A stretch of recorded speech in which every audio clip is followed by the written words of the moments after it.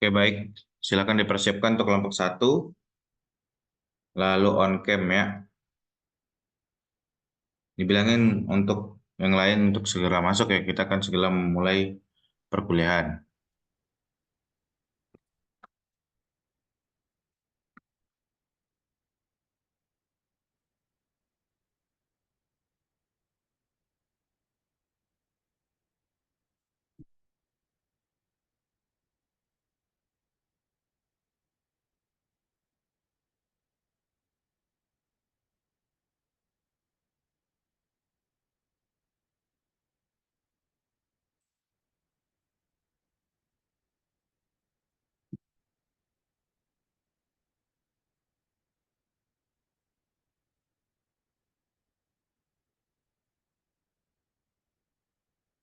Yang sudah hadir silakan on cam ya.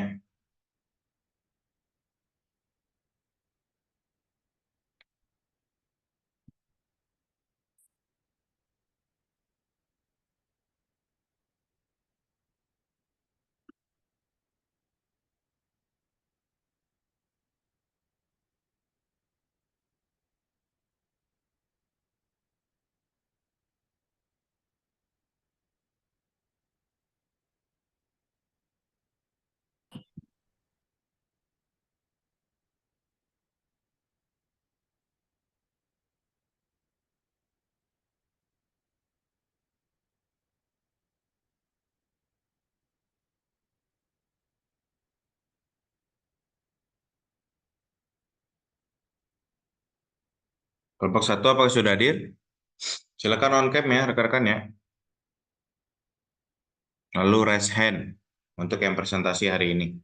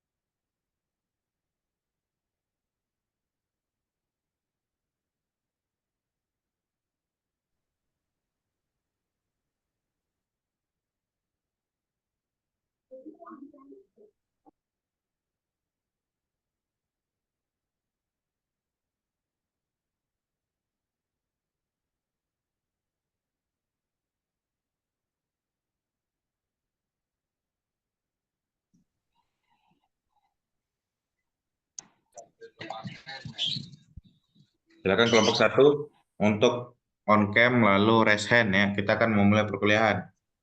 Silakan dipersiapkan untuk presentasinya. Alia, Evlensiana, Eklesia, Suci, Nurul, Zainiatur, Bernita, Ririn, sama Rasti.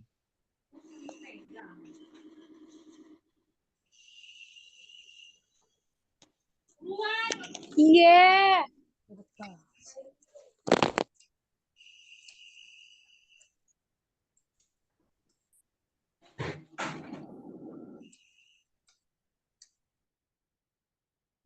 Silakan raise hand, Alia. Udah ada semua kelompoknya, Alia? Udah Pak, tapi beri waktu sebentar lagi Pak. Oke, kita udah telat 25 menit ya. Silakan dipersiapkan secepatnya.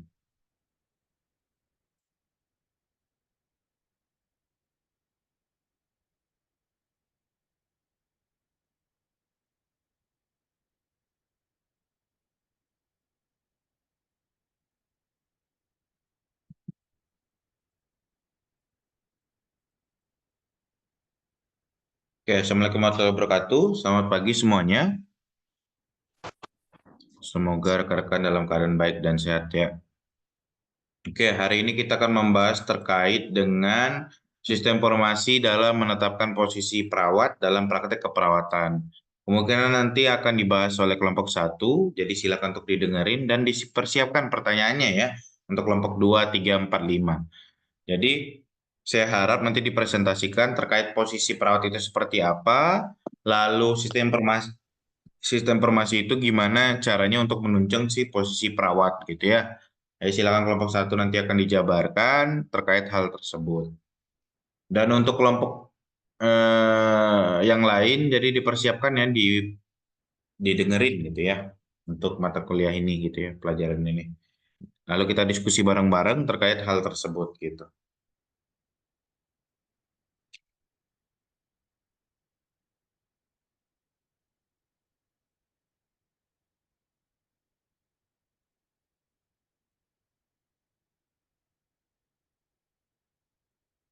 Kita masih menunggu kelompok satu ya. Suci, Nurul, Zainiatur, Bernita, Ririn, sama Rasti. Silakan yang lagi presentasi raise hand ya, atau angkat tangan. Jadi saya tahu siapa aja yang presentasi.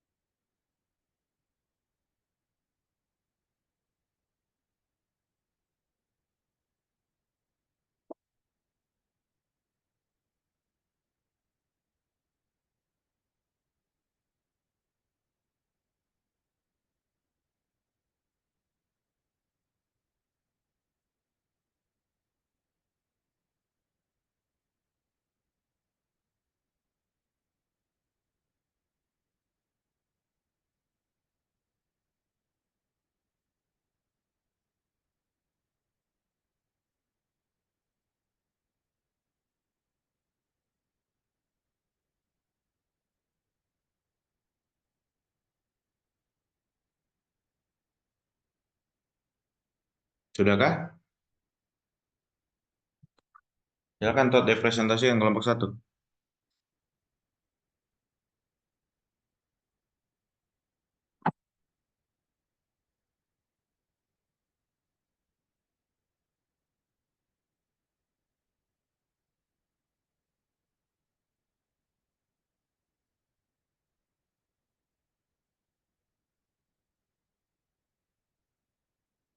Empat lagi belum resen ya. Silakan resen rekan-rekan yang presentasi.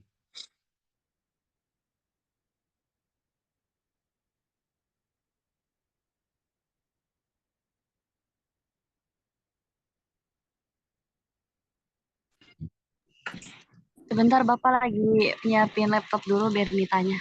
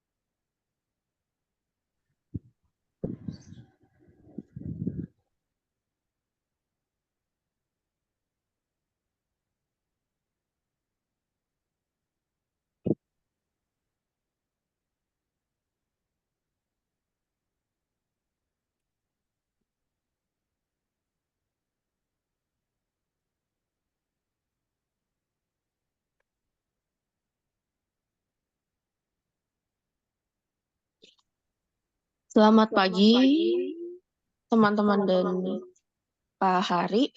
Perkenalkan, kami dari kelompok 1, kami akan membawakan presentasi mengenai sistem informasi dalam menetapkan posisi perawat dalam praktek keperawatan.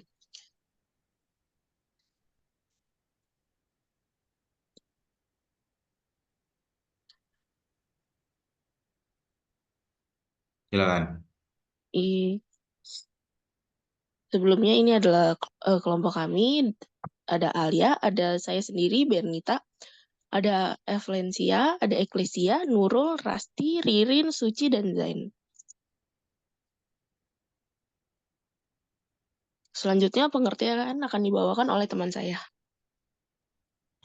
Baik, ini ada pengertian dari sistem informasi, yaitu sistem komputer yang mengumpulkan, menyimpan, memproses, memperoleh kembali, menunjukkan, dan mengkomunikasikan informasi yang dibutuhkan dalam praktik pendidikan, administrasi, dan penelitian. Ada juga sistem informasi kesehatan atau SIK, adalah seperangkat tatanan yang meliputi data informasi, indikator, prosedur, perangkat, teknologi, dan sumber daya manusia yang saling berkaitan dan dikelola secara terpadu yang menyediakan dukungan informasi bagi proses pengembalian keputusan, perencanaan program kesehatan, monitoring pelaksanaan, dan evaluasi di setiap jenjang administrasi kesehatan. Ada juga pengertian sistem informasi keperawatan, adalah kombinasi ilmu komputer, ilmu informasi, dan ilmu keperawatan yang disusun untuk memudahkan manajemen dan proses pengambilan informasi dan pengetahuan yang digunakan untuk mendukung pelaksanaan asuhan keperawatan. Selanjutnya akan dijelaskan oleh rekan saya.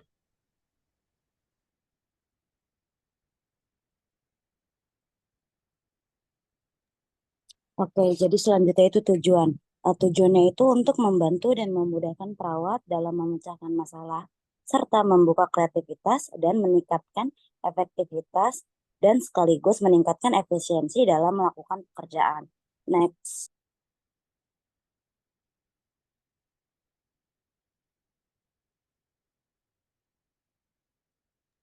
Selanjutnya itu ada manfaat dari sistem informasi kesehatan. Yang pertama itu kualitas pelayanan dapat diatur, yang kedua itu meningkatkan pelayanan dalam monitoring pasien, lalu kemudian meningkatkan komunikasi, lalu meningkatkan standar praktik keperawatan, kemudian meningkatkan evaluasi keperawatan, lalu meningkatkan program perencanaan, dokumentasi keperawatan secara otomatis, dan membantu perawat dalam pendokumentasian asuhan keperawatan. Selanjutnya akan dijelaskan oleh teman saya.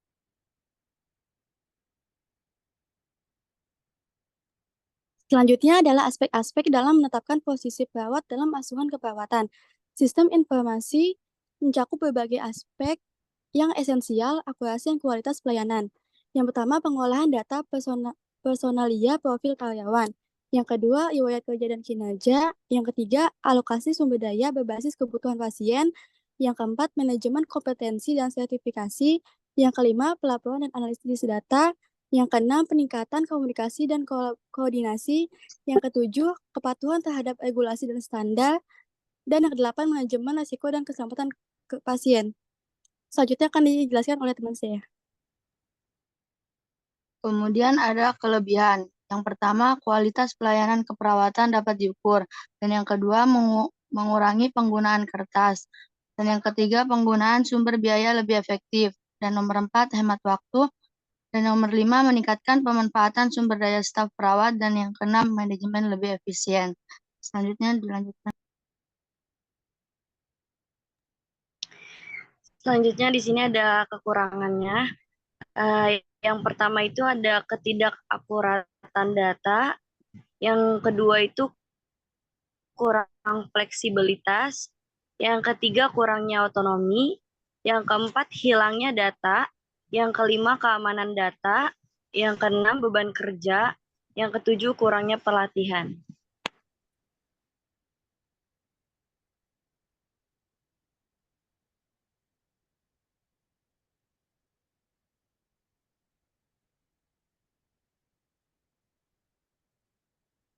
Oke, sudah ya.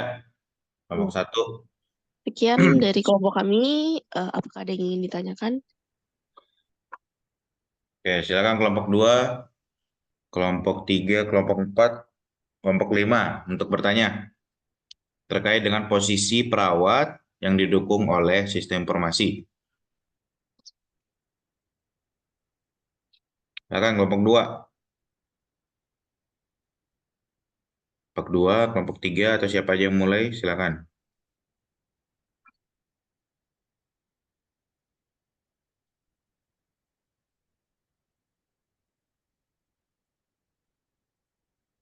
Kelompok 2.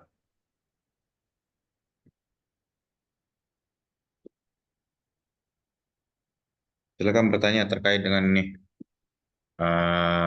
Sistem informasi menetapkan posisi perawat dalam praktek keperawatan.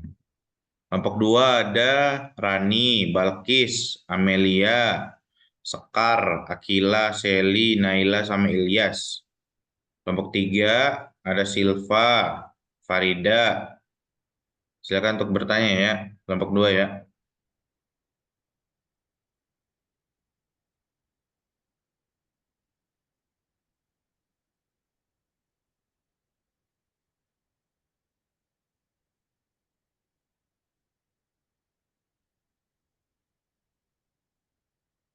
Dua, tiga, empat, lima. Silakan bertanya.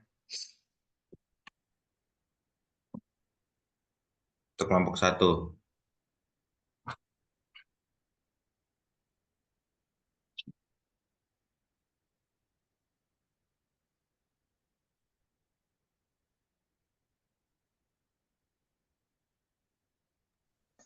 Bapak izin bertanya. Ya, dari kelompok berapa, Justin? Dari kelompok 4, Pak. Oke, silakan. Kelompok 1 mau nanya dong, gimana sih sistem informasi membantu dalam pengolahan sumber daya manusia untuk menetapkan posisi perawat?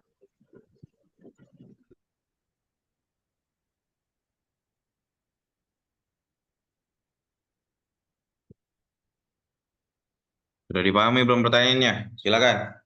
Kelompok 1.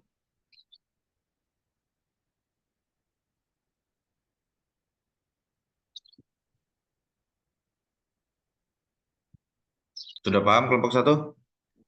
Sudah, Pak. Sudah, Pak. Ditampung dulu aja. Oke, silakan kelompok yang lain. 2, 3, 5.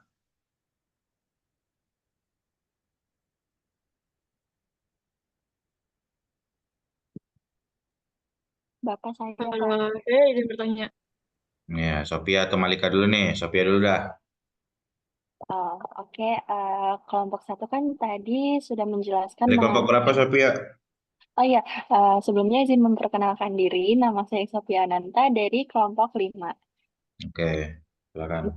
Jadi kelompok 1 kan sudah menjelaskan seputar sistem informasi dalam menetapkan posisi perawat dalam praktek keperawatan. Nah, pertanyaannya, apa aja fitur yang dimiliki sistem informasi ini untuk ngebantu perawat dalam menetapkan posisinya, posisi perawat ini? Jadi ada fitur apa aja yang dimiliki sama sistem informasi untuk ngebantu perawat dalam menetapkan posisi? Kelompok 1 udah jelas belum? Udah, Sob. Makasih. Oke. Oke, kelompok 5 sudah. Kelompok 4 sudah tadi ya. Terus silakan Malika. Oke, saya izin bertanya. Saya dari kelompok 3. Jadi, pertanyaannya itu, kenapa harus ada pelatihan keperawatan untuk menetapkan posisi?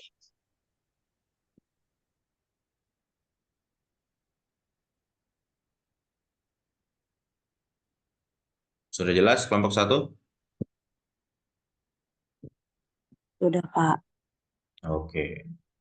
Kelompok 2 silakan bertanya. Belum ada nih kelompok 2 nih.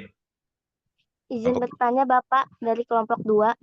Oke, sok Rani. Silakan. Tadi kan kelompok 1 sudah menjelaskan. Nah, ini saya ingin bertanya, ini bagaimana sih cara kita untuk menentukan posisi pada perawat yang benar? Apa cukup jelas?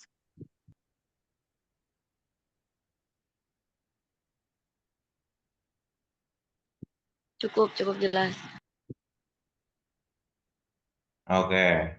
Semua sudah ya? 2, 3, 4, 5 sudah ya? Ada 4 pertanyaan, betul kelompok 1? Oke. Jadi silakan untuk dicari jawabannya gitu ya sambil dicari. Jadi pertanyaan besarnya adalah apa sih posisi perawat gitu ya? Apa sih posisi perawat yang akan kita bahas gitu. Nah, sebelum itu bagaimana sih hubungan sistem informasi dalam menetapkan posisi perawat gitu ya? Iya. Jadi perannya sangat penting nih rekan-rekan gitu ya. Entus Perannya ulun, sangat penting. entus ulun. Lalu karena berkaitan dengan meningkatkan efisiensi, akurasi, sama kualitas layanan gitu ya. Kalau kita tahu posisi kita, maka itu dapat meningkatkan efisiensi, akurasi, dan kualitas layanan. Begitu, cara simpelnya gitu ya. Jadi sistem ini ya ada aplikasi, perangkat lunak, perangkat keras, dan lain-lain sebagainya yang mendukung manajemen sumber daya manusia, penjadwalan, dokumentasi kegiatan keperawatan gitu ya. Jadi 3 hal penting, yaitu manajemen SDM, terus penjadwalan, sama dokumentasi kegiatan keperawatan. Jadi 3 hal ini sangat penting untuk menetapkan posisi perawat. Kenapa begitu gitu ya? Kalau misalnya manajemen sumber daya, jadi biasanya ada sistem informasi untuk rekrutmen rekan-rekan, rekrutmen, seleksi. Jadi di sini sistem informasinya berperan sebagai HRD gitu ya, HRM gitu ya, Human Resource Machine gitu ya. Jadi membantu dalam proses rekrutmen, dalam menjaring kandidat berdasarkan kualifikasi bahkan kompetensi, begitu ya. Jadi perawat-perawat yang diseleksi ini kandidatnya yang bagus, kualifikasi banget, gitu ya, qualified dan lain sebagainya. Lalu ada penilaian kinerja. Jadi sistem informasi ini juga bisa membantu penilaian kinerja nih. Jadi mengevaluasi kinerja perawat, membantu pengembangan karir dan selanjutnya. Lalu ada penjadwalan, scheduling. Jadi penjadwalan shift. Jadi posisi perawat itu apakah bisa dilihat atau dibantu dari sistem informasi ya, dari scheduling gitu ya. Jadi posisinya apakah perawatnya overwork atau sedang hamil atau sedang apa gitu dan lain sebagainya. Jadi bisa dijadwalkan lebih kecil, lebih sedikit supaya tidak overwork terus kitanya melayani dengan maksimal gitu ya. Kalau misalnya shift kita tidak kebanyakan seperti itu. Nah, sistem informasi mengatur itu, menetapkan posisi perawat seperti itu, posisi yang tidak terlalu overwork, terus jadi kita yang kerjanya ya nyaman, terus memberikan pelayanan yang prima dan lain sebagainya gitu ya. Lalu untuk dokumentasi, jadi kan ada untuk dokumentasi tentu saja ada rekam medis gitu ya, dokumentasi asuhan keperawatan. Jadi memastikan dokumentasinya itu lengkap, akurat tentang perawatan pasien. Dan tentu saja yang harus bisa diakses oleh seluruh tim kesehatan seperti itu. Lalu sistem informasi kalau untuk ini posisi juga ini koordinasi, berarti koordinasi layanan kesehatan. Jadi memfasilitasi komunikasi antar perawat dan profesional kesehatan lainnya melalui catatan medis tadi seperti itu. Lalu ada manfaat, tadi udah disampaikan mungkin manfaat ya. Manfaat sistem informasi dalam menetapkan posisi tentu saja adalah meningkatkan efisiensi operasional gitu ya, mengurangi beban administrasi, lalu kualitas perawatan yang lebih baik. Jadi memberikan akses cepat nih dan mudah ke informasi pasien yang lengkap dan akurat. Jadi kualitas perawat lebih baik, perawatan lebih baik, lalu transparansi dan akuntabilitas gitu ya. Ini yang paling penting nih. Semua sistem yang manual itu masih bisa dimanipulasi.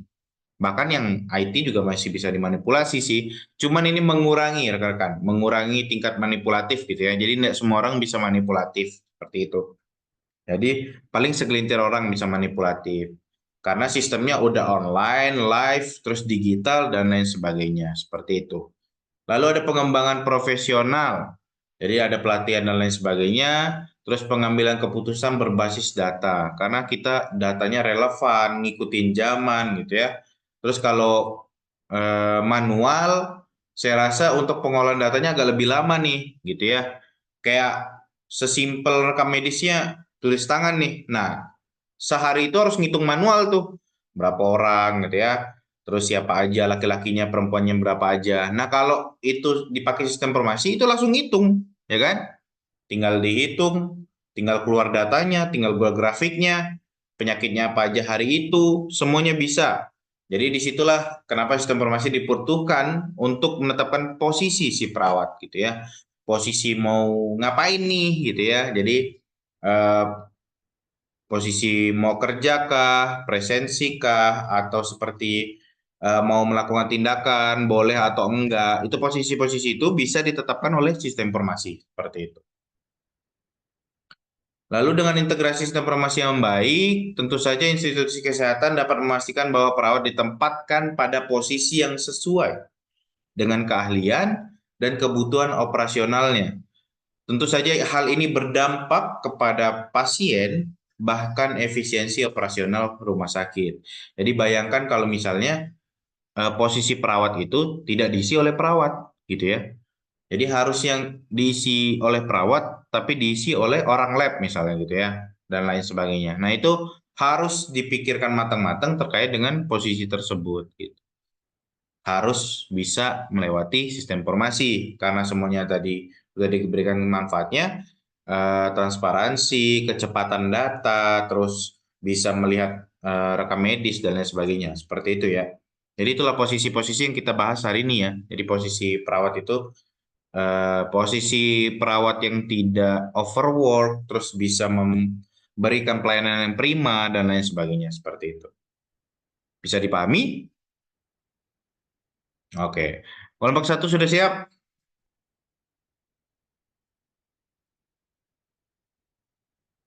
Silakan dijawab.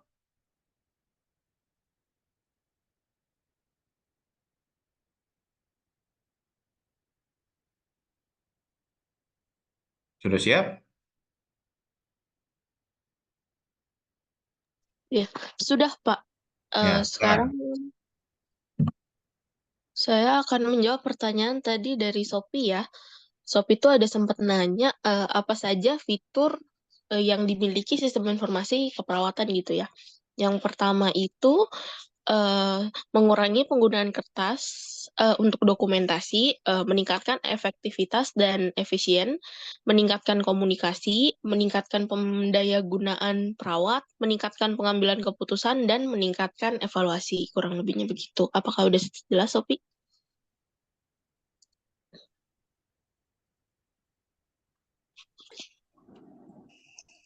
Sudah jelas belum, Sophie? Bernita, jadi kalau fitur-fiturnya itu sama aja kayak manfaat atau tujuan dari sistem informasinya gitu? Atau gimana? Fitur ya, Bernita ya. Jadi fiturnya apa gitu?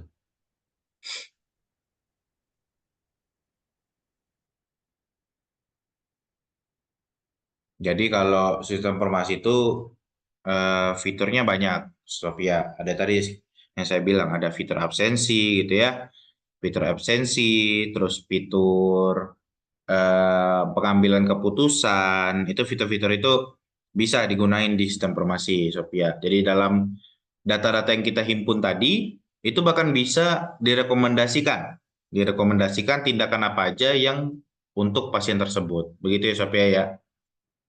Jadi fitur-fitur sistem informasi itu bisa dibilang adalah teknologi yang paling terbaru gitu ya. Jadi bisa menggunakan artificial intelligence gitu ya terkait dengan pengolahan data gitu. Sophia, bisa dipahami? Iya, Pak. Makasih, Pak. Ya, jadi data rumah sakit itu sangat besar ya, big data gitu ya. Apalagi kalau rumah sakitnya sudah lama banget, nah itu big datanya gede banget. Nah, untuk pengolahan data tersebut butuh artificial intelligence, Sophia. Nggak mungkin kita sendiri nih, nggak mungkin, mungkin aja, tapi butuh waktu lama gitu ya. Mungkin aja, karena kita kan banyak yang harus dipikirkan, nggak mikirin itu aja ya. Jadi kita dibantu oleh mesin gitu ya. Nah, fitur-fitur itu yang dipakai oleh sistem informasi, begitu, Sophia. Pengolahan data, dan lain sebagainya gitu. Iya, Pak. Oke, silakan pertanyaan yang lain, silakan dijawab. Oke, sebelumnya saya akan menjawab pertanyaan Malika. Tadi kan Malika nanya kenapa harus ada pelatihan keperawatan dalam menetapkan posisi. Nah, jadi jawabannya itu agar mendorong pengembangan dan keterampilan yang berkelanjutan, serta untuk memastikan perawat siap akan tanggung jawab yang lebih besar pada posisi tersebut. Bagaimana Malika? Apakah sudah jelas? Sudah jelas, Uci. Ngantuk Malika. Apa yang jelas Malika? Coba dijabarin. Tadi pertanyaan saya kan terkait pentingnya, bentar Pak, Nah, apa ayo? kenapa harus ada pelatihan keperawatan kan Hmm. untuk menetapkan posisi. Nah, tadi Hmm. Uci juga Terus apa yang kau pahami?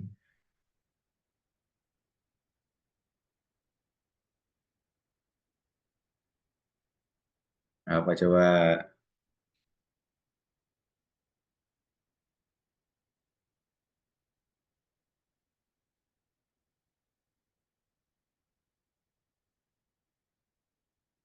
Emang Suci ngomong apa sih tadi?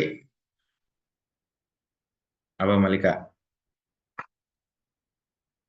eh tadi Suci menjawab pertanyaan saya terkait tadi yang sudah saya jelaskan.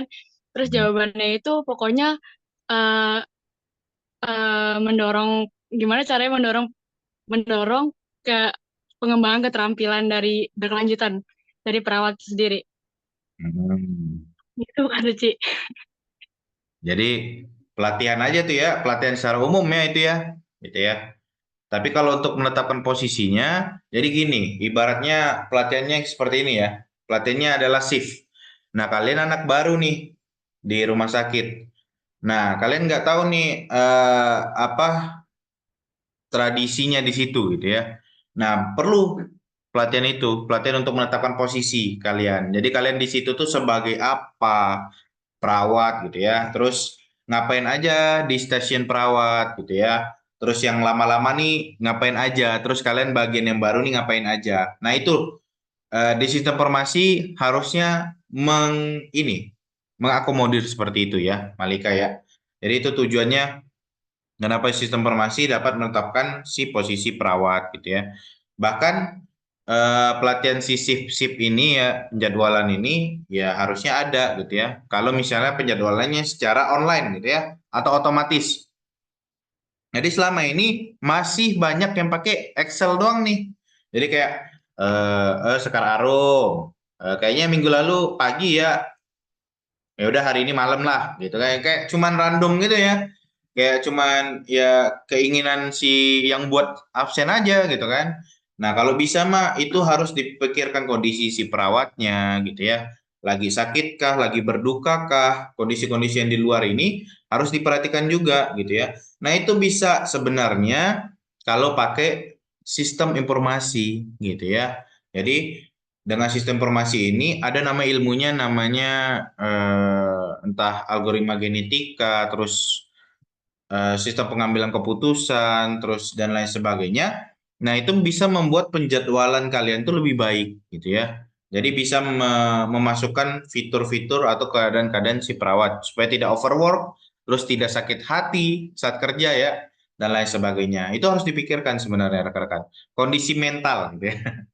Kalau fisik mah tinggal makan ya, makan mah sembuh ya, semua orang makan, minum gitu ya, itu sembuh. Nah kalau mental itu kan harus diperhatikan juga gitu ya, lagi capek banget dan lain sebagainya, itu harus dipikirin supaya nggak overwork. Nah begitu ya Malika ya, kenapa butuh pelatihan ya supaya mengikuti zaman aja terkait dengan keadaan atau tradisi yang sudah ada, begitu. Oke, pertanyaan selanjutnya silakan dijawab kelompok satu. Baik, saya akan menjawab dari Feby. Pertanyaannya, bagaimana sistem informasi membantu dalam pengelolaan sumber daya manusia untuk menetapkan posisi perawat? Hal ini bisa meliputi bagaimana sistem informasi dapat memfasilitasi rekrutmen, seleksi, serta penempatan dan pengembangan karir perawat itu tersebut. Apakah sudah jelas, Feby? Boleh diulang lagi, Cia? Belum selesai nyatatnya ya. Silakan. Jadi, sistem informasi ini dapat membantu perawat karena meliputi bagaimana sistem informasi dapat memfasilitasi rekrutmen, seleksi, serta penempatan dan pengembangan dari karir perawat itu tersebut. Apakah jelas? Oke, jelas. Makasih, Cia. Oke, sama-sama. Apa yang jelas, Feby? Silakan dijabarin lagi, Feby.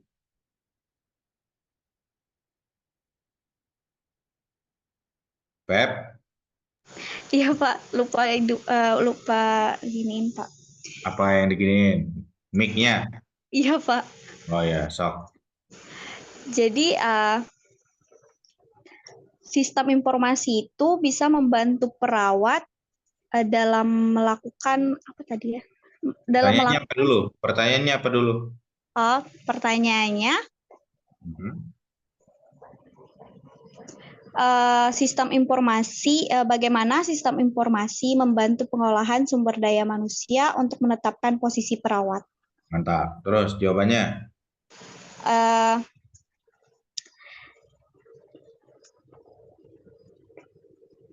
Jadi,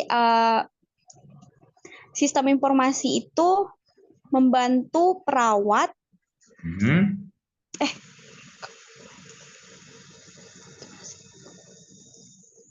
Membantu siapa ini?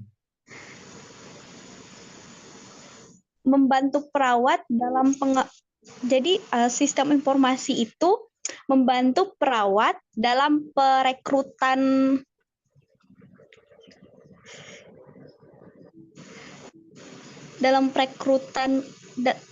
sistem informasi membantu perawat dalam perekrutan. Udah. Itu sih Pak yang saya paham. Oke. Sepanjang itu si Cia ngomong cuman perekrutan. Oke. Iya Pak.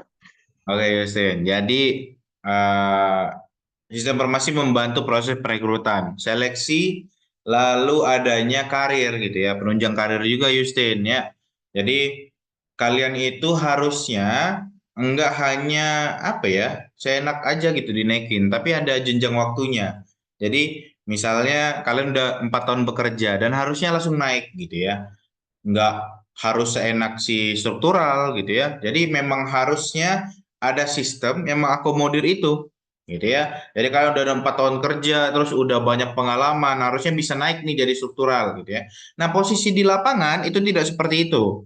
Posisi di lapangan ya seenaknya struktural aja. Kalau kalian dekat sama struktural naik, kalau enggak ya udah seperti itu ya. Nah kalau ada sistem ini semuanya fair gitu. Jadi kalau untuk pengelolaan SDM itu lebih bagus gitu ya. Jadi yang naik itu sesuai dengan kualifikasi. Jadi saat di posisi, misalnya perawat sekarang tuh perawat pertama gitu ya. Saya nggak tahu sih posisi jabatan fungsional perawat itu apa ya.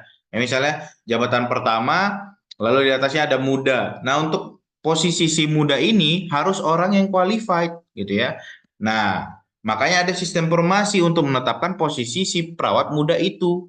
Nah, kalau hanya sekedar orang deket atau apapun yang tidak bisa dipertanggungjawabkan kualifikasinya, nah itu yang bakalan berat gitu ya, bakalan susah kalian mengatur tim dan lain sebagainya. Makanya ada sistem informasi yang mengakomodir itu gitu ya. Posisi ini harus diisi dengan pendidikan minimal S1 atau S2, terus udah berapa kali ngerawat orang, terus udah berapa tahun bekerja sebagai perawat dan lain sebagainya lah yang membuktikan pengalamannya eksistens gitu ya. Terus selalu update pendidikan dan lain sebagainya dengan cara ikut pelatihan, seminar dan lain sebagainya itu harus dipertimbangkan. Nah, itulah kenapa harus sistem informasi menetapkan posisi perawat gitu ya si Justin ya. Dalam segi SDM ya, Justin ya. Oke, Iya, seperti Pak. itu si Feby. Oke, silakan dijawab pertanyaan selanjutnya. Masih ada nggak? Baik, saya akan menjawab pertanyaan dari Rani. Tadi Rani nanya bagaimana cara menentukan posisi pada perawat ya, Rani? Iya. Nah, cara menentukannya itu dengan cara seleksi seperti menyimpan data pelamar, mengelola jadwal wawancara, dan mencatat hasil penilaian. algoritma biasa digunakan untuk mencocokkan kualifikasi pelamar dengan persyaratan posisi yang tersedia, Rani? Cukup jelas, Rani? Bisa diulangi lagi? Silakan diulangi lagi. Caranya itu dengan seleksi perawat seperti menyimpan data pelamar, mengelola jadwal wawancara, dan mencatat hasil penilaian. Algoritma bisa digunakan untuk mencocokkan kualifikasi pelamar dengan persyaratan posisi yang tersedia. Cukup jelas kan nih? Cukup jelas, terima kasih Ririn. Ya, Apa yang jelas, sama-sama. Rani? Pertanyaanmu apa, Rani?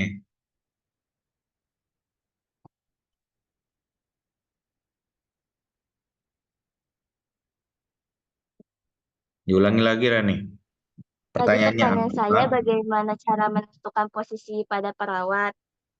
Nah, yang saya tangkap itu dengan cara seleksi menyimpan data, lalu mengelola wawancara, seleksi, lalu mencatat hasil penilaian. Itu Pak yang saya tangkap. Oke, terima kasih Rani ya. Jadi itu ya tadi ya, 11, 12 sama saya jelasin SDM tadi ya. Jadi memang harus ada record gitu ya, pengalamannya gitu ya, bukan hanya kekeluargaan ya. Kekeluargaan terus ya ya oke aja sebenarnya emang kayak udah kenal gitu ya, tapi ya harus dibuktikan dengan kemampuan juga rekan-rekannya. Bisa dipahami semua? Oke, jadi kalau misalnya ada yang nggak fair ya, kalian ajukan pakai sistem informasi aja Pak, gitu. Caranya gimana? Ya tadi saya bilang, masukkan pengalaman dan lain sebagainya gitu ya. Nanti keluar angkanya di ranking, gitu. Nanti yang posisi itu yang paling bagus, maka nanti dia 10 teratas gitu ya, nama kalian masuk gitu. Kalau misalnya kalian qualified gitu. Oke, sudah tidak ada pertanyaan lagi? Kelompok 2, 3, 4, 5. Tidak ada. Ini si Jainiatur masih siap menjawab nih.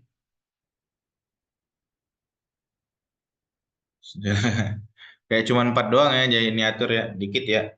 Wah, langsung on cam semua. Off cam semua, on cam rekan-rekan ya. Jangan takut, biasa aja gitu ya. Karena kita kelas juga. Jadi kita diskusi di sini gitu. Oke, tidak ada pertanyaan? Oke, lanjut kelompok 5 silakan dipersiapkan untuk presentasi.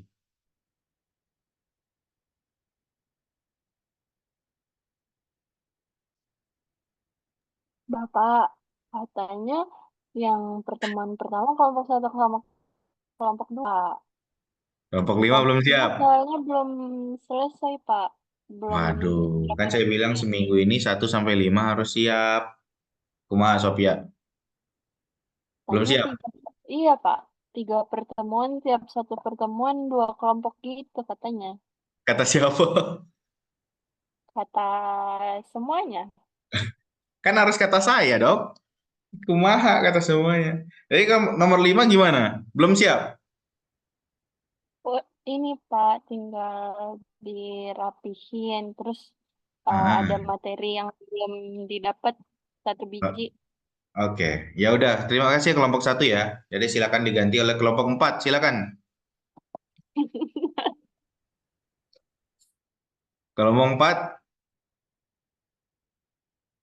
Silakan untuk presentasi kelompok 4.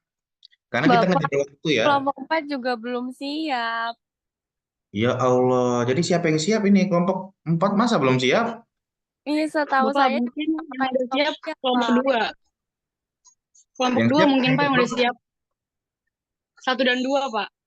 1 dan 2. Iya, Pak. Soalnya katanya pertemuan 1, kelompok 1 sama 2. Nanti pertemuan kedua, kelompok 3 sama 4. Terus nanti yang terakhir baru kelompok 5, Pak. Wah, ini kata siapa dah? Kan saya tidak ada ngomong. Urutan gitu, Pak. Jadi Nggak ada. Nggak ada. Saya nggak ada ngomong. Kayak kamu jangan ngadi ya. Oke, silakan untuk kelompok 2. Harus ya, ada siap ya. Awas aja nggak siap ya. Ini waktu kita tinggal 30 menit nih kelompok 2 nih. Cepet sedikit. Kelompok 2, silakan dipersiapkan. Karena kita mengejar waktu ya, saya juga agak terkejut nih, UAS kalian dimajuin gitu. Saya harus mengisi materi ini full gitu. Jadi harus kita percepat.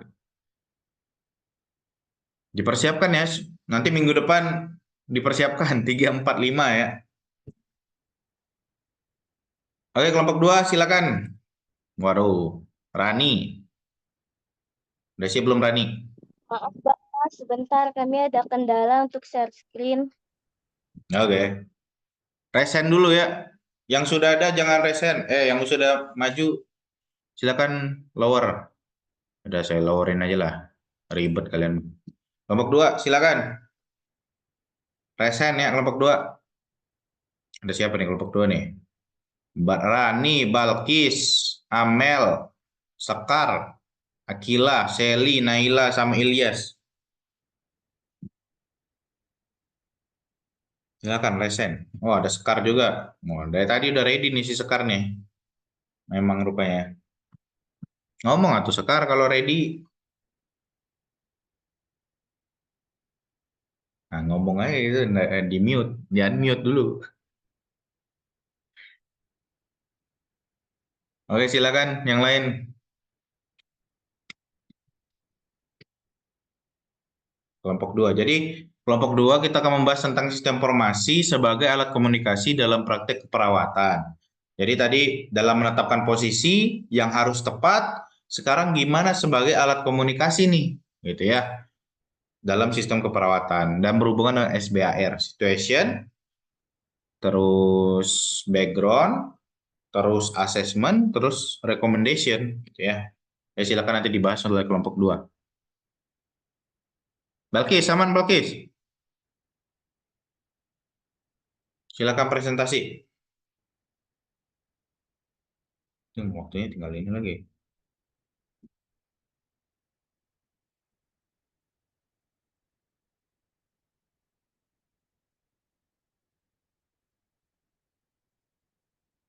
Sophia lagi sama Asep, Sophia.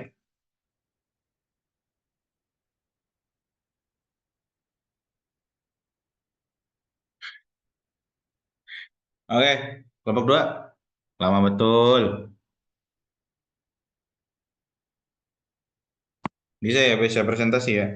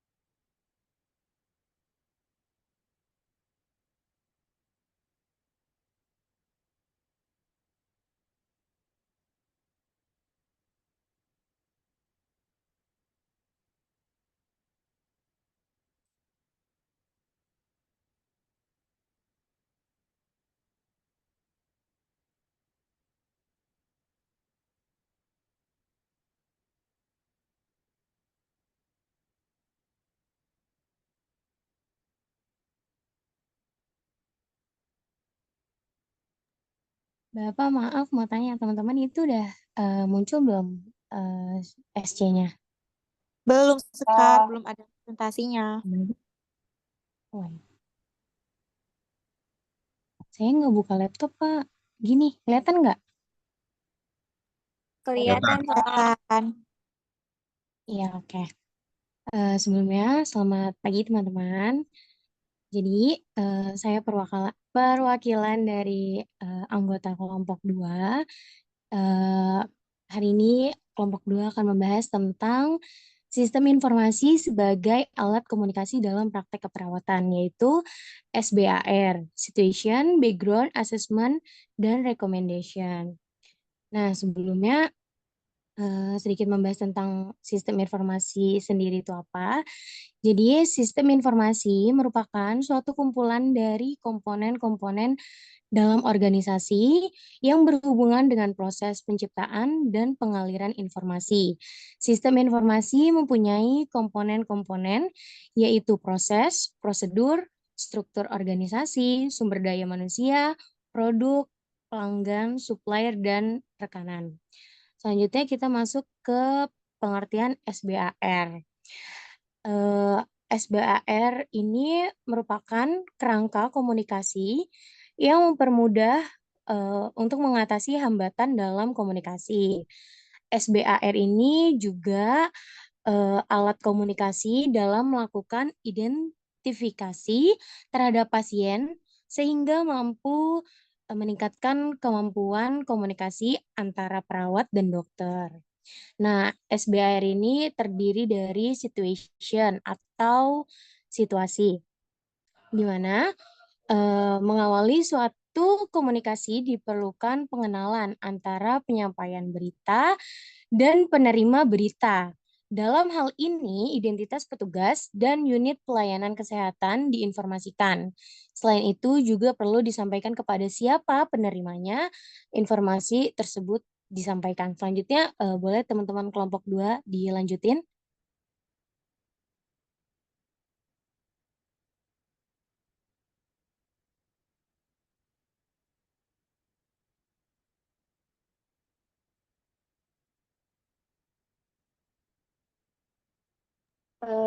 Baik, selanjutnya itu ada baik selanjutnya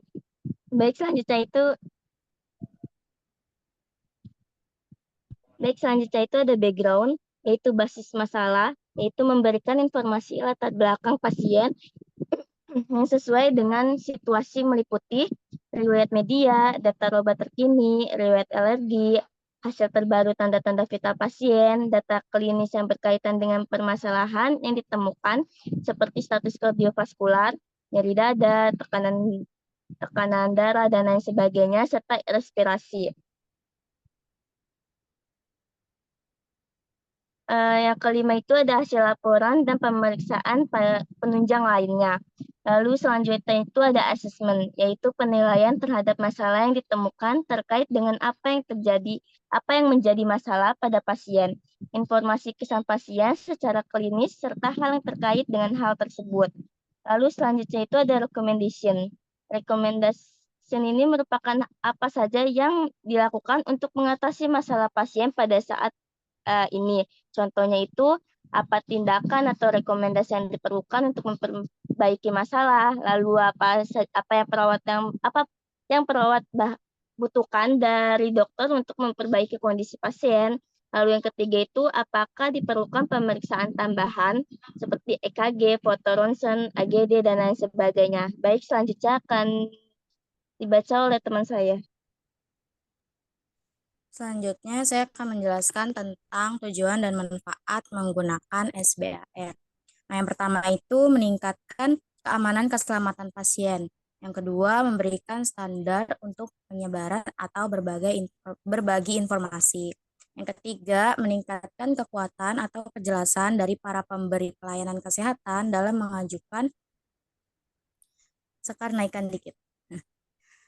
mengajukan permintaan perubahan perawatan pasien atau untuk menyelesaikan informasi dalam keadaan kritis dengan benar dan akurat. Yang keempat itu meningkatkan efektivitas kerja tim. Yang kelima dapat dipergunakan pada daerah spesifik. Selanjutnya, kekurangan SBAR. Yang pertama itu penyederhanaan yang berlebihan. Banyak skenario klinis yang rumit dan memerlukan deskripsi situasi yang lebih terperinci atau bernuansa daripada yang dijelaskan dalam mnemonik 4 kata. SBAR belum tentu memaksakan konten yang benar. Yang kedua itu kekakuan. Walaupun fleksibel dalam penerapannya, SBAR juga membatasi format diskusi. Hal ini mengakibatkan seperti dibahas di bawah, perluasan SBAR lebih lanjut hingga mencakup ISBAR dan ISBAR 3. Yang ketiga itu ketergantungan konteks. Efektivitas bergantung pada faktor budaya dan masalah kualitatif. Selanjutnya dijelaskan oleh rekan saya. Selanjutnya ada keuntungan dari SBAR. Yang pertama itu sebagai kekuatan perawat untuk berkomunikasi secara efektif. Yang kedua, dokter percaya pada analisa keperawatan karena menunjukkan perawat paham akan kondisi pasien. Yang ketiga, memperbaiki komunikasi sama dengan memperbaiki keamanan pasien. Selanjutnya akan dijelaskan oleh teman saya. Selanjutnya ada hambatan dalam SBAR. Nah, yang pertama, meskipun telah dilatih, tenaga kesehatan mungkin tidak selalu konsisten menggunakan SBAR. Yang kedua, ketidakjelasan peran atau ketidakjelasan mengenai peran dan tanggung jawab dalam tim kesehatan menyebabkan kebingungan dalam penggunaan SBAR. Yang ketiga, tanpa dukungan dan komitmen dari manajemen untuk mengimplementasikan SBAR. Penerapan metode ini mungkin tidak berjalan dengan baik. Selanjutnya akan dilanjutkan rekan saya. Selanjutnya ada kesimpulan.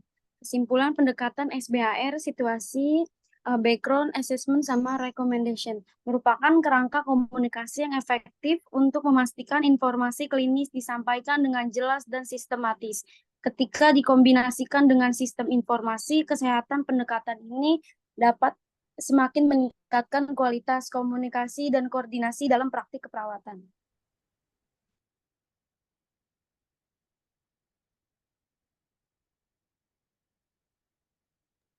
Sekian dari kelompok kami. Kurang lebihnya mohon maaf. Apa ada yang ingin ditanyakan? Oke. Terima kasih untuk kelompok 2 ya. Silakan untuk kelompok 1, 3, 4, 5 untuk bertanya. Terkait dengan apa sih SBAR gitu ya.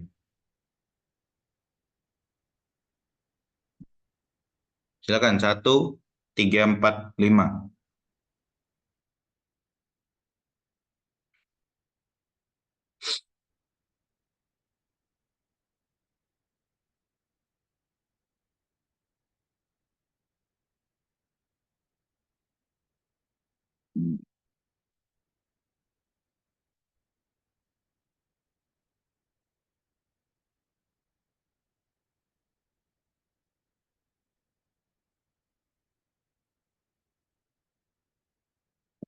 Silakan.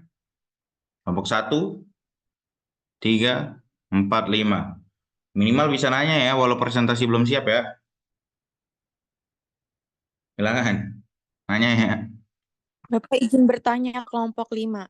Mantap sih Pera. Silakan Pera. Mau bertanya seberapa efektif SBAR dalam mengurangi kesalahan komunikasi di rumah sakit? Mantap.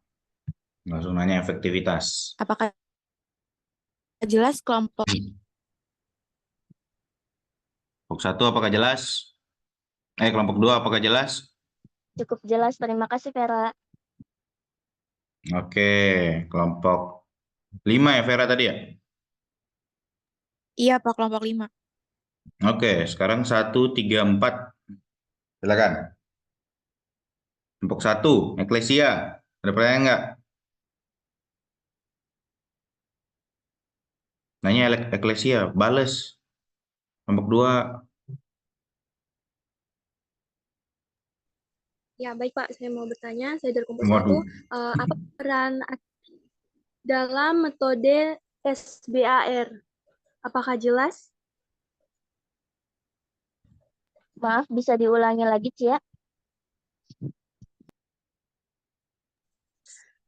Apa peran asesmen dalam metode SBAR? Baik, terima kasih, Cia. Ditampung dulu ya. Jelas. Jelas ya pertanyaannya ya? Jelas, Pak. Oke. Selanjutnya, tadi kelompok 1 ya, sekarang kelompok 3 dan 4. Bapak, saya mau bertanya dari kelompok 4. Mantap, Dev. Lanjut, Dev.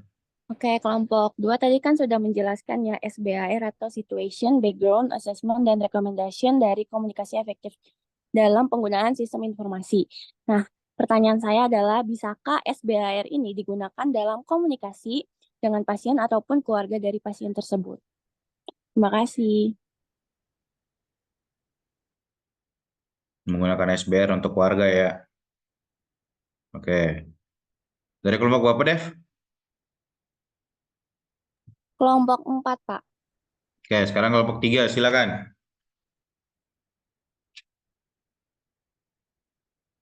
Kelompok 3, silakan bertanya. Imelda, Anissa, Renti, Heni, Siva, Farida, Silva.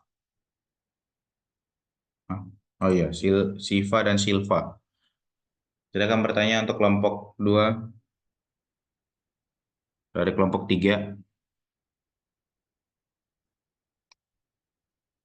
Kelompok 3, silakan.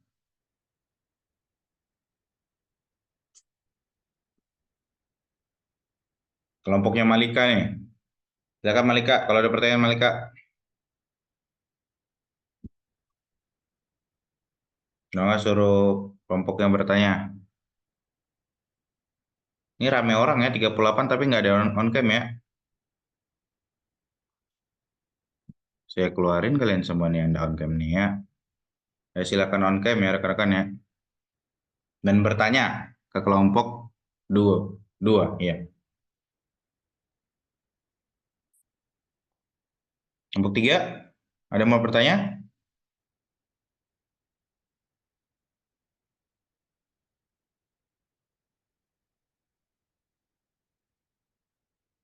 Silva mau bertanya Silva. Bapak, saya mau bertanya. Oh, Siva, ya. Silakan Siva. Ya. Saya mau nanya, apa tantangan yang mungkin dihadapi dalam implementasi SBAR dalam sistem informasi keperawatan? Sudah belum ya? Belum ya pertanyaannya itu ya? Tantangan? Oh, Belum, oke. Bapak. Soalnya sama kayaknya di kelas sebelumnya. Oke, silakan. Silakan dijawab ya. Jadi dicari, udah semua ya, udah 4 kelompok ya. Jadi silakan dicari jawabannya. Sambil mencari, saya akan jelaskan apa itu SBAR gitu ya. Jadi seperti tadi, sistem informasi itu berperan penting gitu ya. Tapi sekarang dalam komunikasi praktek keperawatan gitu ya. Nah, sebelumnya kalian udah pernah ketemu SBAR belum? Belum? Belum ya? Di mata kuliah lain belum juga ya? Oke. Jadi SBAR itu ada situation, background, assessment, dan recommendation gitu ya. Jadi mudahnya adalah kerangka pikir aja atau kerangka kerja yang digunakan untuk menyusun dan menyampaikan informasi penting secara jelas dan terstruktur antara anggota tim kesehatan gitu ya. Jadi bagaimana sih cara menyusun dan menyampaikan informasi yang penting secara jelas terstruktur antara anggota tim kesehatan gitu aja. Jadi integrasi SBAR ke sistem informasi ini banyak manfaatnya. Yang pertama peningkatan akurasi komunikasi. Terus yang kedua pengurangan human error gitu ya, kesalahan manusia gitu ya. Terus yang ketiga peningkatan keselamatan pasien gitu ya. Dengan komunikasi yang baik, tentu saja keselamatan pasien itu lebih maksimal gitu ya. Takutnya kalau komunikasi terputus tuh, nah pasien yang sakitnya apa malah diberi apa gitu ya, tindakan apa gitu. Jadi intinya adalah komunikasi. Nah, apa sih SBAR gitu ya, komponen SBAR? Jadi pertama situasi. Jadi situasi itu adalah kalau di sistem informasi gitu ya, SBAR itu bisa situasi kondisi terkini. Jadi sistem informasi itu memungkinkan perawat untuk cepat mencatat dan mengakses situasi pasien paling kini gitu ya, terkini gitu. Adanya alarm atau notifikasi gitu ya, yang real time untuk mengenai perubahan kritis nih dalam kondisi pasien yang tiba-tiba anjlok gitu ya. Nah, dalam situasi inilah maka sistem informasi menghimpun data tersebut gitu ya. Terus yang kedua, B-nya itu background atau latar belakang gitu ya. Tadi udah banyak disampaikan oleh kelompok 2 gitu ya. Jadi di sini menghimpun riwayat medis lengkap gitu ya. Rekam medis lah intinya, rekam medis, terus apalagi ya? Informasi latar belakang gitu ya, seperti sebelumnya didiagnosis apa, terus obat-obatan yang digunakan apa, terus hasil laboratoriumnya dapat dilihat secara komprehensif gitu ya. Terus assessment. Nah, A-nya tuh assessment atau penilaian. Jadi hasil penilaian klinis, vital, sign dapat dicatat dan diakses melalui sistem. Nah, nggak hanya dicatat nih. Jadi sistem informasi bisa juga memberikan grafik rekan-rekan. Gitu ya. Jadi sekaligus langsung grafiknya. Jadi dari data yang tadi situation itu, kita bisa melihat grafik si kesehatan kesehatan pasien gitu ya. Jadi bisa juga tuh membuat penilaian yang benar. Nah, selanjutnya R, rekomendasi. Nah, sistem informasi bisa memberikan rekomendasi tindakan yang diperlukan nih, termasuk intervensi medis, penyesuaian pengobatan gitu ya. Lalu pengambilan keputusan yang kolaboratif. Jadi kolaboratif di sini ya bisa antar tim gitu ya, fasilitas untuk diskusi dan persetujuan rekomendasi oleh tim kesehatan melalui sistem gitu. Jadi SBAR ini secara lengkap bisa diterapkan di sistem informasi gitu ya. Itu mempercepat komunikasi sama tindakan by data. Itu intinya. Tindakannya by data, rekomendasinya by data. Jadi situasi terkini, background apa aja yang pernah dilalui, sudah dilakukan penilaian, lalu dikasih grafiknya, lalulah muncul rekomendasi. Seperti itu ya tindakannya. Nah, semua itu bisa diakomodir oleh sistem informasi dan tentu saja manfaatnya banyak banget nih. Yang pertama, peningkatan kualitas komunikasi, tidak ada kesalahpahaman gitu ya. Sesimpel ini, memasukkan nama rekan-rekan. Masukkan nama, terus kalau misalnya sudah ada, ya tinggal dipanggil gitu ya, data rekam medisnya gitu. Nah, sebenarnya kalaupun typo tetap masih gitu ya, tetap masih ada typo ya. Jadi kalaupun tulis tangan gitu ya, tapi itu meminimalisir. Jadi pemahaman kita terhadap tulisan tuh tetap sama gitu ya. Jadi semuanya paham nih tulisannya. Takutnya kalau yang manual dulu kan ditulis tangan nih, bahkan sampai sekarang masih ada yang tulis tangan, terus sudah mana tulisannya jelek lagi ya, nggak bisa dibaca gitu ya. Nah, jadilah multitafsir gitu ya. Multitafsir, makanya kita membuatnya pakai sistem informasi supaya tidak multitafsir tersebut. Ya paling tetap ada typo, tetap ada salah gitu ya, tapi ya mengurangi hal-hal tersebut gitu ya, mengurangi hal-hal multitafsir. Yang kedua, ya tadi pengurangan kesalahan, yang ketiga peningkatan keselamatan, lalu efisiensi operasional, dokumentasi terpusat dan terintegrasi, dan lain sebagainya.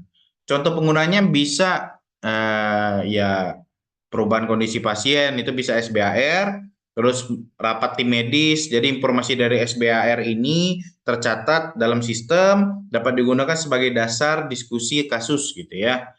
Jadi kan tadi ada grafiknya gitu ya pas assessment, terus juga contoh penggunaan lainnya ada transisi perawat gitu ya. Jadi antar pasien, jadi saat pasien dipindahkan satu unit ke unit lain, maka informasi SBAR ini akan diakses oleh perawat yang menerima pasien. Gitu. Jadi komunikasi tidak salah nih. Jadi semuanya tertata, terstruktur, bagus, baik, terintegrasi, semuanya disampaikan seperti itu. Jadi tidak ada kesalahan untuk yang pindah unit gitu ya. Dengan demikian integrasi SBAR dapat menjadi langkah strategis untuk meningkatkan komunikasi, keselamatan pasien, efisiensi operasional, dan lain sebagainya gitu ya. Jadi pertanyaannya silakan dijawab gitu ya rekan-rekannya. Jadi bisa untuk hal-hal tersebut dalam penerapan SBAR. Oke, silakan kelompok 2 apakah sudah siap?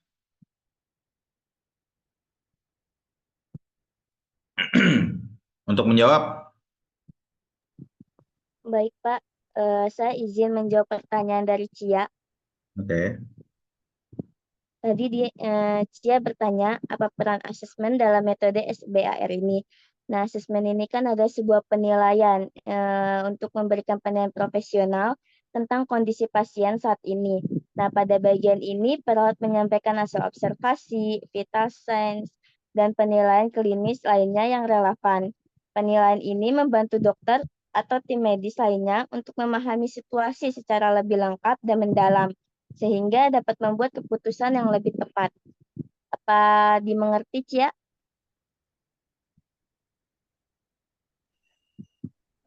Rani, maaf bisa diulang? Baik. Asesmen ini adalah sebuah penilaian profesional tentang kondisi pasien saat ini. Nah, pada bagian ini perawat menyampaikan hasil observasi, vital signs, dan penilaian klinis lainnya yang relevan. Nah, pada penilaian ini membantu dokter atau tim medis lainnya untuk memahami situasi secara lebih lengkap dan mendalam, sehingga dapat membantu keputusan yang lebih tepat. Apa sudah jelas, Cia?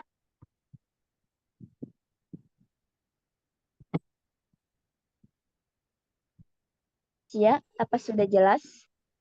Iya, Rani, jelas. Baik, terima kasih. Oke. Silakan pertanyaan selanjutnya dijawab.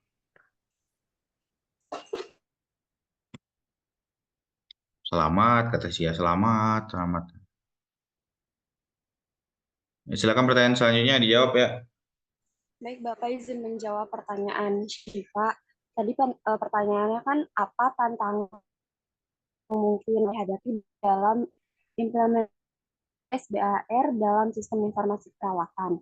Ya. Mungkin seperti yang udah dijelasin tadi ya, tujuannya kan untuk mengurangi tantangannya itu yang mungkin termasuk resistensi dari staf terhadap perubahan, terus kebutuhan untuk pelatihan yang memadai, terus juga ada integrasi dengan sistem yang sudah ada, terus serta biaya awal implementasi teknologi seperti itu.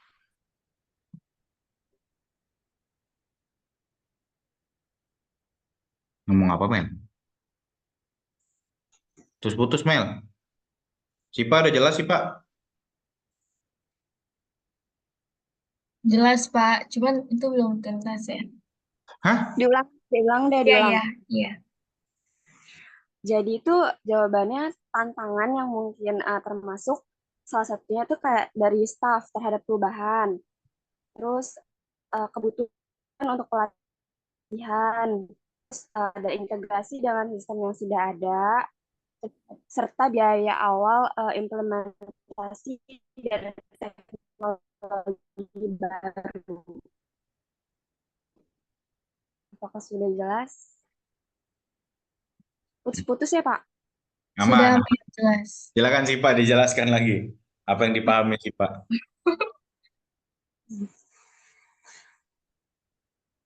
Silakan Sipa.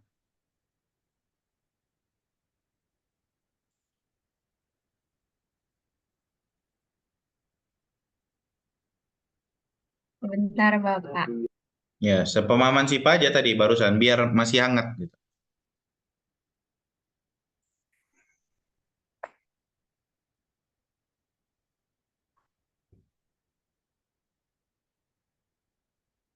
Nah, kue si Sipanya.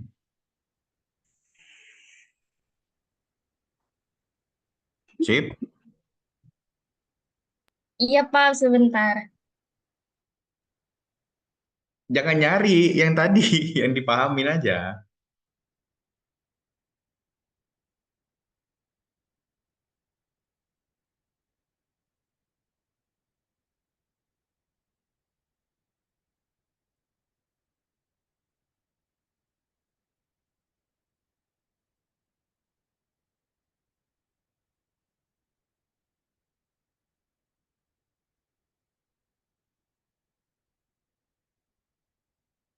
Sip. Lama juga si Sipa ini ya. Oke, silakan lanjut pertanyaan selanjutnya. Dijawab. Baik, Bapak. Saya akan menjawab pertanyaan dari Vera. Tadi pertanyaannya itu seberapa efektif metode SBAR ini dalam mengurangi kesalahan dalam komunikasi. Gitu ya, Fer? Iya, Nah, Kak. jadi metode SBAR ini lumayan efektif dalam mengurangi kesalahan komunikasi di rumah sakit. Karena metode ini itu membantu memastikan bahwa informasi yang disampaikan adalah tepat dan relevan, serta lengkap. Sehingga meningkatkan koordinasi tim kesehatan dan keselamatan pasien. Gitu, Pera. Apakah sudah terjawab? Iya, Kak. Terima kasih. Jadi begitu ya. Jadi apakah membantu? Membantu banget ya Vera ya. Jadi informasinya bukan yang kayak ya udah ngomong gitu ya, tapi enggak, tapi semuanya terstruktur, kondisi saat ini, backgroundnya, penilaiannya, lalu rekomendasi yang siap untuk dilaksanakan. Begitu ya Vera ya. Jadi satu paket utuh gitu. Oke? Ya, Pak. Terima kasih. Oke, Sipa ada balik lagi. Apa tadi Sipa? Di bawah, Pak. Hah? Sebentar. Ya Allah Sipa, sebentar lagi. Jangan lari lagi Sipa. Jadi yang tadi kalau Sipa mah ini ya resistensi yang paling tantangan paling gede gitu ya. Jadi resistensi dari yang lama ke yang baru, ya resistensi perubahan gitu ya. Dari resistensi dan integrasi itu yang lama banget tuh, tantangan paling besar dari SBAR. Jadi sebelumnya ya cuman ngomong-ngomong terus tiba-tiba ada yang terstruktur, itu kan orang malas banget ya. Tiba-tiba ada yang ngikutin terstruktur. Nah, tapi ini kalau ingin perubahan itu yang lebih gitu ya. Jadi ada resistensi sama integrasi itu tantangan paling gede gitu ya dalam penerapan SBAR. Bisa dipahami sih Pak? Iya, Pak, paham. Oke, silakan yang lain. Ada pertanyaan lagi nggak? Masih ada pertanyaan? Masih Bapak, satu lagi dari Devi. Oke, silakan jawab. Masih ada rupanya. Oke, jadi tadi pertanyaannya, bisakah SBAR digunakan dalam komunikasi dengan pasien dan keluarganya? Jawabannya bisa, walaupun si SBAR ini tuh sering digunain sama antar profesi kesehatan, tapi prinsip-prinsipnya juga dapat diterapin ke dalam komunikasi pasien dengan keluarga untuk kayak mastiin gitu Pak. Jadi mereka dapat informasi yang jelas dan terstruktur tentang kondisi dan rencana perawatan. Gitu. Apakah sudah terjawab, Devi? Sudah, terima kasih ya, Mel. Oke, sama-sama. Apa Devi? Silakan diceritakan Devi. Jadi penerapan SBAR ini bisa dikomunikasikan ke pasien dan keluarganya, Pak. Jadi kayak gimana ikuti pasien secara klinis gitu, Pak. Yang terstruktur dalam rencana keperawatan yang akan diberikan ke pasien tersebut gitu. Oke, bagus banget gitu ya. Jadi bisa disampaikan ke pasien gitu ya, keluarga pasien. Karena keadaan saat ini, terus backgroundnya, asesmennya, penilaiannya gimana, baru rekomendasinya. Nah itu bisa disampaikan ke keluarga pasien gitu ya. Untuk mungkin tindakan perawatan di rumah gitu ya, perawatan rutinnya seperti apa, rekomendasinya seperti apa, dan lain sebagainya. Itu bisa disampaikan gitu ya. Oke, sudah semua? Oke, karena sudah semua silakan untuk melakukan presensi itu di kolom chat. Jika tidak ada pertanyaan lagi, karena waktu saya mepet juga nih Mas ini. Lanjut lagi ke kelas ketiga. Ya, silakan kalian untuk presensi ya.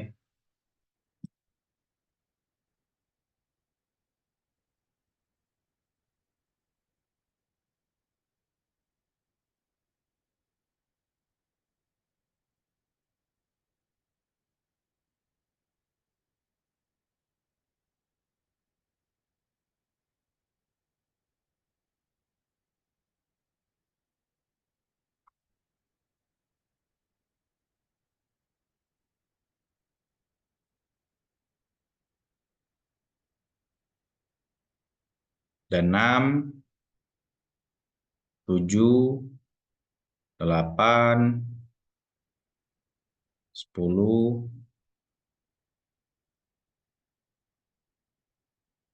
11, 12,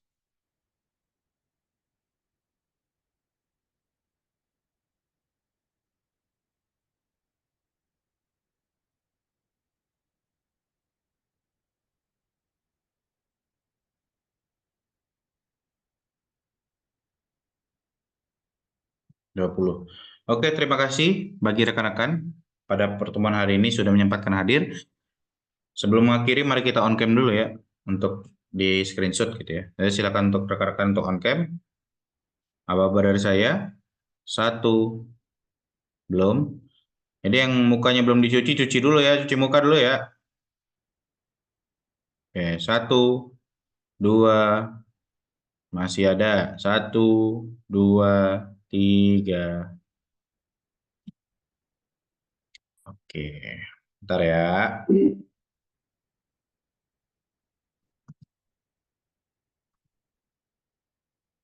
Oke, sekali lagi. 1, 2, 3. Oke.